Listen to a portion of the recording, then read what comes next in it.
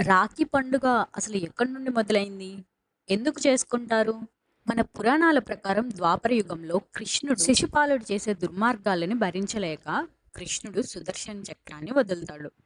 అప్పుడు కృష్ణుడి వేలికి గాయమయ్యి రక్తం కారుతూ ఉంటుంది. అది చూడలేక ద్రౌపది తన చీరని చించి ఆయనకి రక్షణగా కడుతుంది. అప్పుడు కృష్ణుడు ద్రౌపదికి ఒక మాట ఇస్తాడు. నీ జీవితంలో చిన్న కష్టం వచ్చినా నన్ను ఒక్కసారి తలుచుకున్నా నిన్ను నేను రక్షిస్తాను అని.